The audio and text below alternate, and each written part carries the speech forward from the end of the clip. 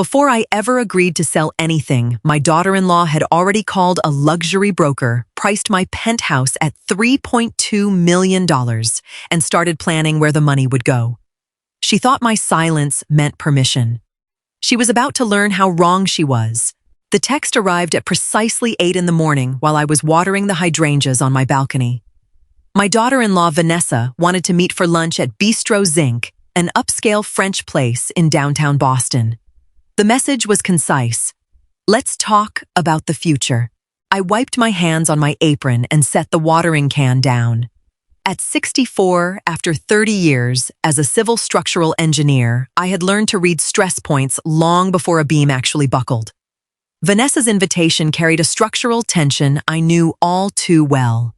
Ever since she married my son Julian 3 years ago, every talk about the future involved shifting weight onto my shoulders. I wore a tailored navy blazer and drove my modest sedan downtown. The bistro was crowded with the midday financial crowd. Vanessa was already seated at a corner table, tapping her manicured nails on a polished oak surface. She looked sleek, ambitious, and utterly convinced of her own authority. Julian was absent, which was telling.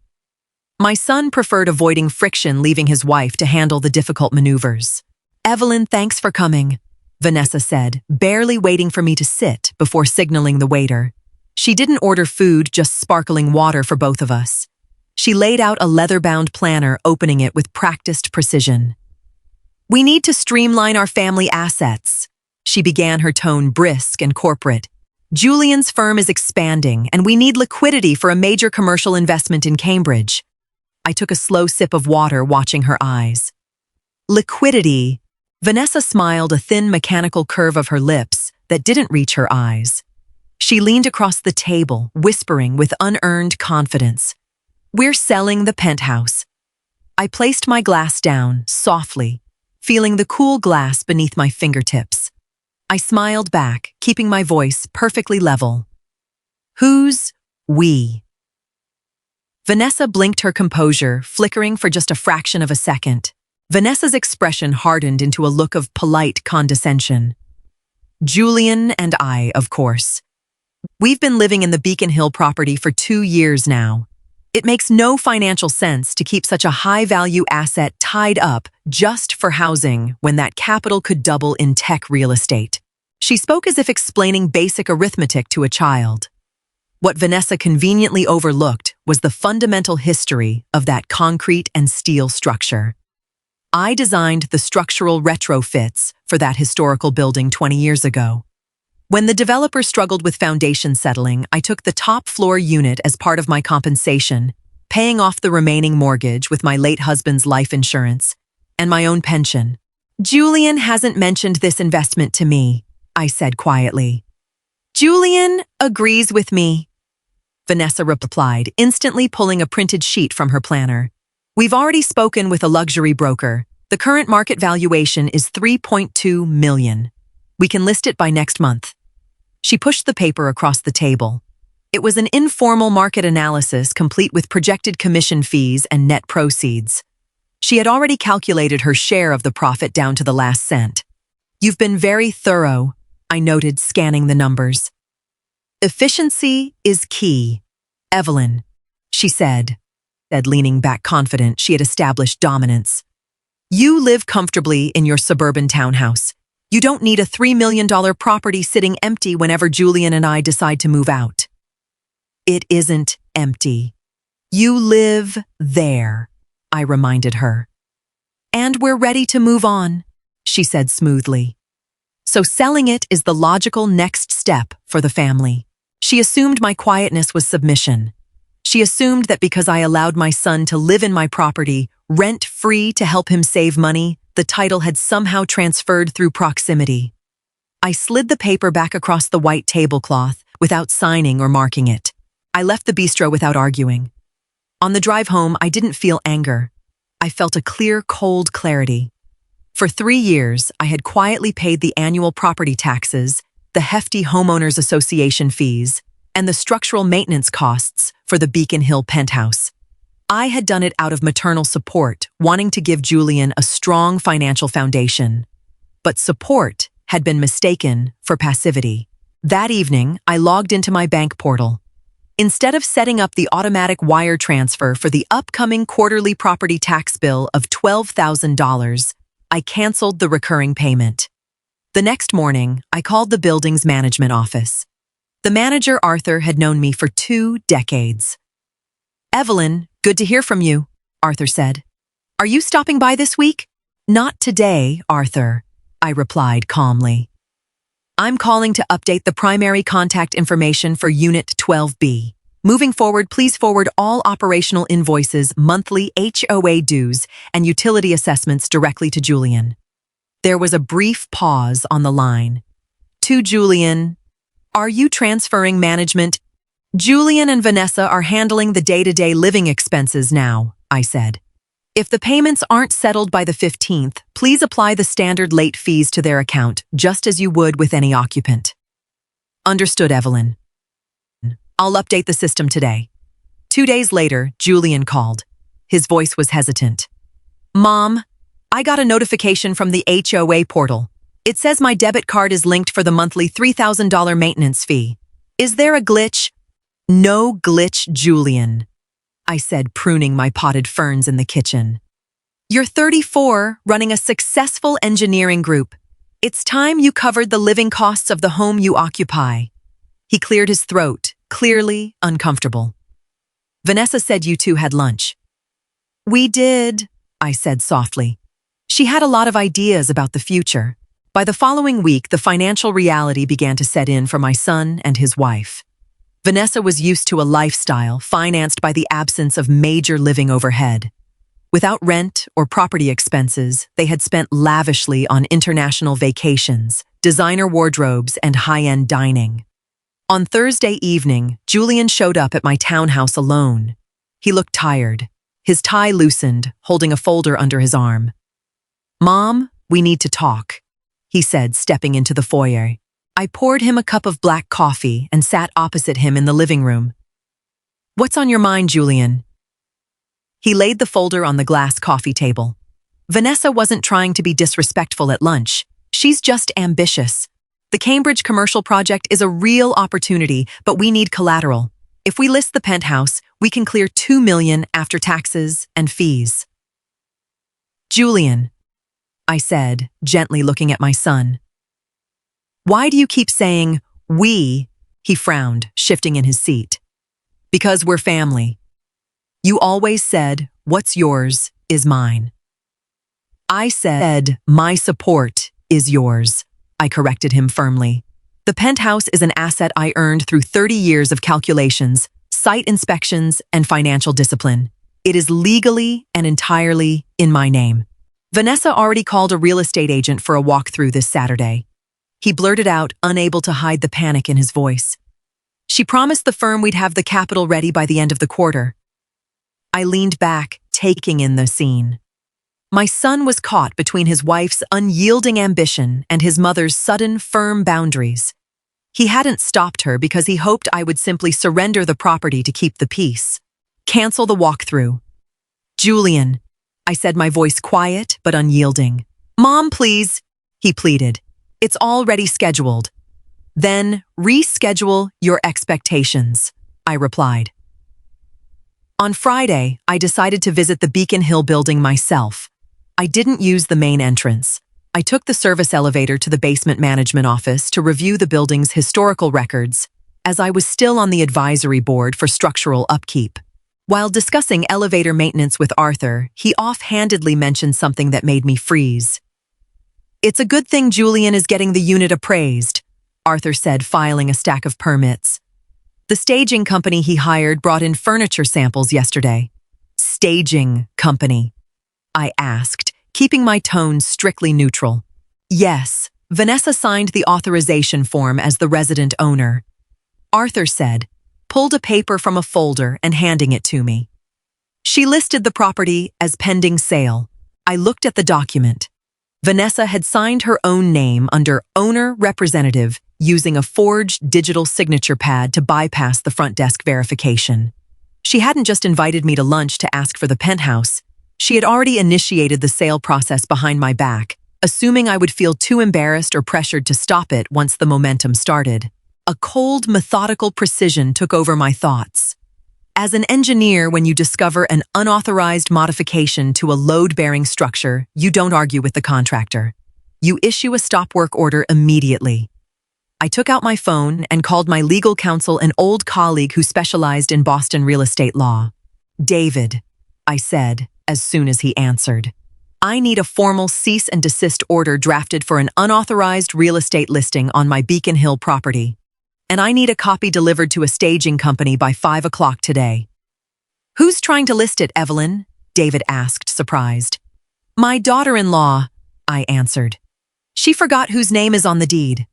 I walked out of the building calmly, the legal machinery already in motion. Saturday morning arrived crisp and bright. I drove downtown early, arriving at the Beacon Hill building at 8:30. The staging crew's van was parked in the loading zone. 2 workers were carrying a mid-century velvet sofa through the service entrance. I stood in the lobby as Vanessa descended the stairs, wearing a tailored cream suit, looking every bit the high-powered broker she imagined herself to be. She stopped short when she saw me standing beside Arthur and a uniformed security officer. "Evelyn, what are you doing here so early?" she asked, her voice tightening. "We have the photographer coming at 10. "The photographer won't be necessary, Vanessa," I said, holding a white envelope. "And neither is the furniture." She stepped closer, her tone dropping into a sharp whisper. "Don't do this here. We talked about this. This sale benefits Julian's future." "No, Vanessa," I said, handing her the formal letter from my attorney. "You talked about this. You signed an authorization form claiming to be the owner representative of Unit 12B. That is fraud." Vanessa's face went pale, then flushed a dark red. She snatched the envelope, opening it with trembling fingers. "A cease and desist against your own family. You are using my property as collateral for your own ambitions without my consent," I said, my voice perfectly calm, carrying clearly across the quiet lobby. "The staging crew has 15 minutes to reload their van and vacate the premises. If they do not, security will trespass them." "Julian knows about this," she hissed, stepping closer. "He agreed. Julian does not own this building," I replied, looking her dead in the eye.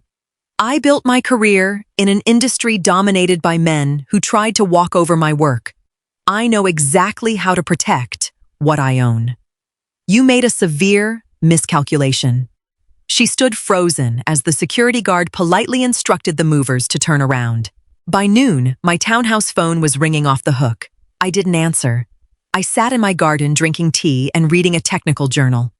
At 2 o'clock, the front door opened. Julian and Vanessa walked in. Julian looked panicked. Vanessa looked furious. "Mom!" Julian shouted, walking into the living room.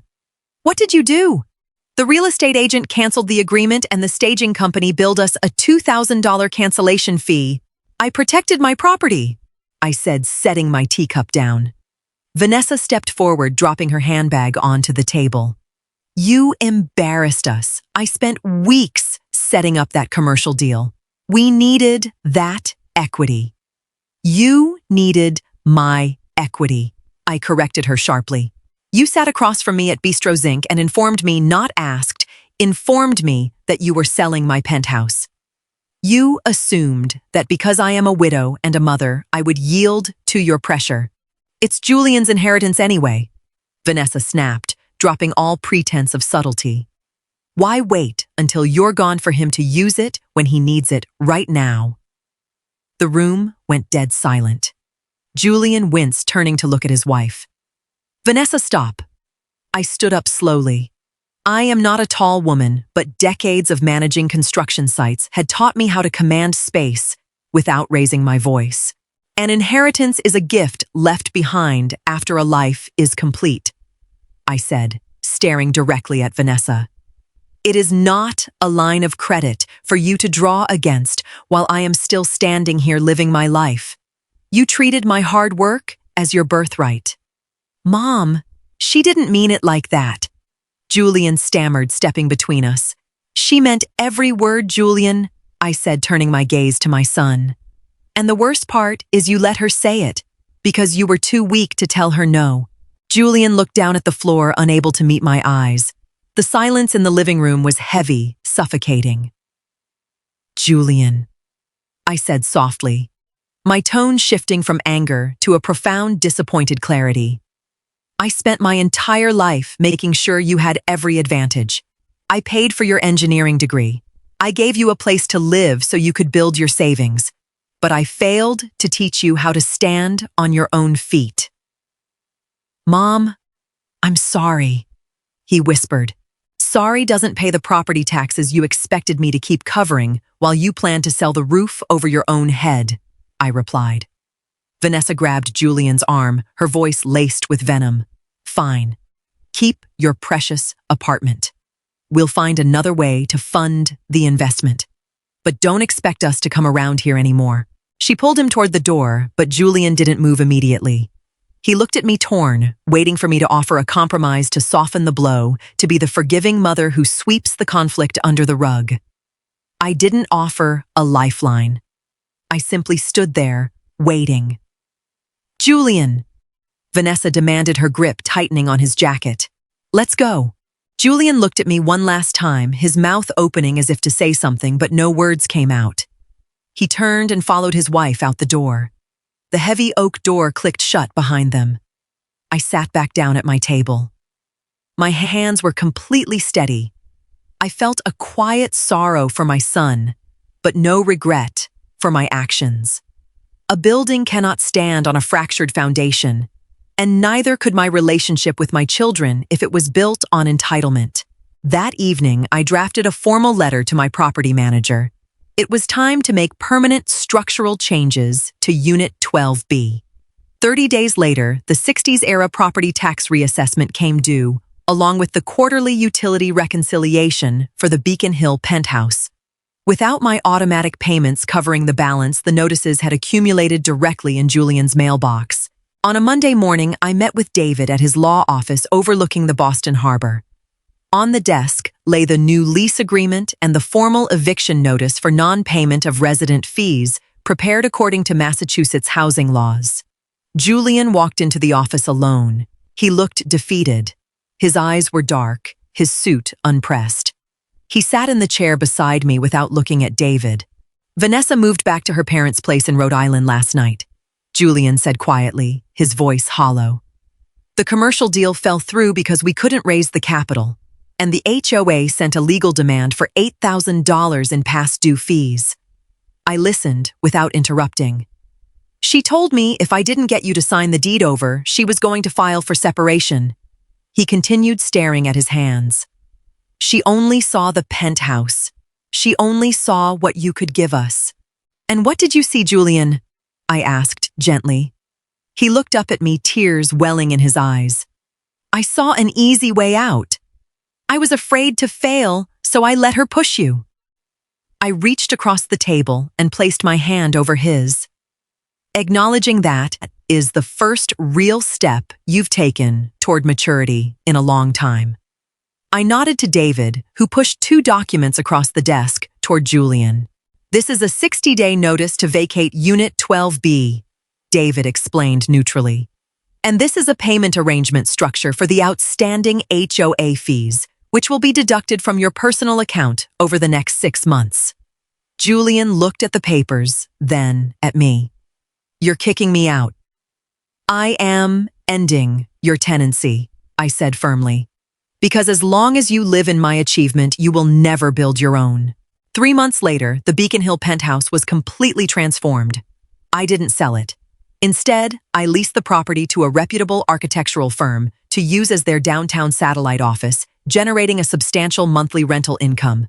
I directed 50% of that new revenue into an independent trust fund designated for structural engineering scholarships for young women at my alma mater. The remaining funds were placed into a secure retirement account that I controlled entirely. Julian rented a modest 1-bedroom apartment near his office in Somerville. It was small, unglamorous, and entirely within his budget. Vanessa and he were attending marriage counseling, though they were living apart. For the first time in his adult life, Julian was paying his own rent, managing his own budget, and taking responsibility for his choices. On a sunny Sunday afternoon, Julian came over to my townhouse. He didn't bring financial folders or investment plans. He brought a box of fresh pastries from a local bakery and a toolkit.